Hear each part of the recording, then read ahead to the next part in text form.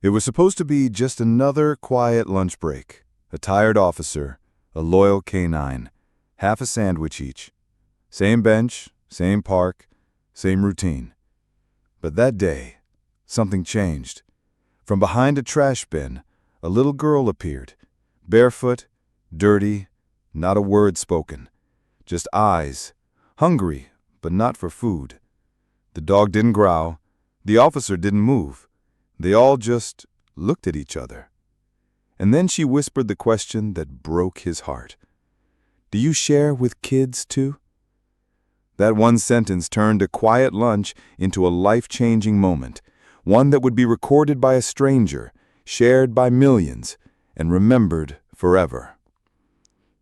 Earlier that afternoon, Officer Luke Marlowe had parked his cruiser at the edge of Willow Park. He stepped out slowly, the weight of another hard shift etched across his face.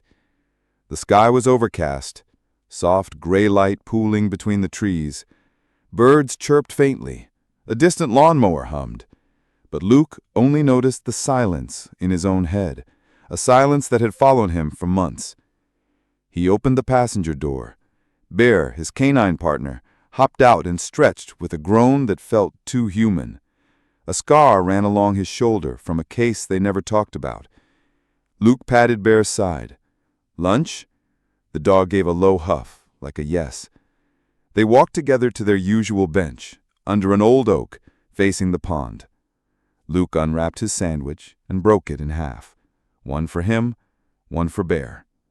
He was mid-bite when Bear suddenly stiffened. Not a bark, not a growl, just alert. That's when Luke noticed her. A girl stepped out from behind the trash bin, torn dress, no shoes, eyes locked on the food. But she didn't beg, didn't speak, just stood there like a shadow forgotten by the world. Bear stood up, not alert, not aggressive, just still. His ears turned toward her, his body calm. Luke reached for the other half of his sandwich, but the girl's voice stopped him cold. "Do you share with kids too?" The words felt heavier than his badge. He blinked. "Yeah," he said softly, "always." She creeped forward, no sudden moves, like a wild animal expecting to be chased. She sat, cross-legged, careful. Her fingers hovered over the sandwich, but didn't touch it. "What's your name?" he asked.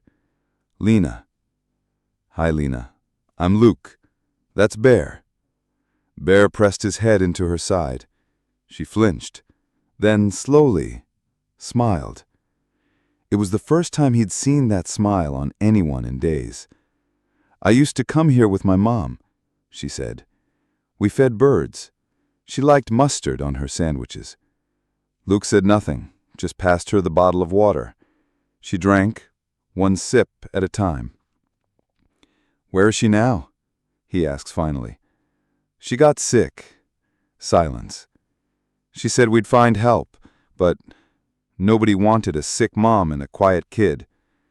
Bear lay across her lap, guarding her without command. A woman jogged by, slowed, looked, then kept going. Lena didn't notice. "I sleep behind that blue dumpster.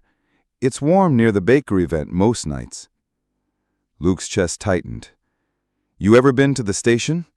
She nodded. "They said they'd call someone. Then they didn't." The girl took one bite, then paused. Tears didn't come from hunger. They came from remembering what it felt like to be seen. She looked up. "Bear's really soft," she whispered. Luke smiled. "He's a big softy. Just don't tell the bad guys." She giggled, a sound so pure that even the leaves rustled gently, like the world wanted to hear it again. A gust of wind blew past. Her thin dress fluttered. Luke stood and walked to the patrol car. He came back with something bundled in his arms. "My old academy hoodie. Might be a little big." He wrapped it around her shoulders. She hugged it like it was made of gold. From across the park, an elderly man sitting on a chess bench watched the scene. He walked over slowly, cane tapping the ground. "You a cop?" he asked Luke. "Yes, sir." "Then thank you for remembering we're not just laws and reports. We're people." He placed something in Lena's hand, a single chocolate chip cookie. "Got it fresh this morning. I was saving it, but I think it's yours now." She looked at the cookie like it was a miracle. "Why?" she asked. "Because once someone shared one with me. Changed my life." Lena didn't speak. She just broke the cookie in half and gave the other half to Bear. Luke watched her, this small child who had been invisible to the world, now choosing to share, even with so little. Luke reached into his vest and pulled out an old photo, a younger version of him, scared, sitting with a social worker, a sandwich in his hand. Same bench. "I was you once," he said. Lena looked at it, looked at him, then whispered, "Did someone pick you?" Luke nodded. "And I think it's my turn to pick someone now." Tears filled her eyes. She didn't blink them away. Bear nudged her again, gently, as if to say, "You're safe now." Not far from the bench, a woman sat quietly with a coffee in her hand. She had come to the park to clear her mind, not expecting to witness something so pure. She watched as the girl leaned against the dog, as the officer stayed still, gentle, patient. Tears welled in her eyes. Without saying a word, she pulled out her phone and hit record. Not to get likes, not to go viral, but because deep down she knew the world needed to see this moment, to remember what kindness really looks like.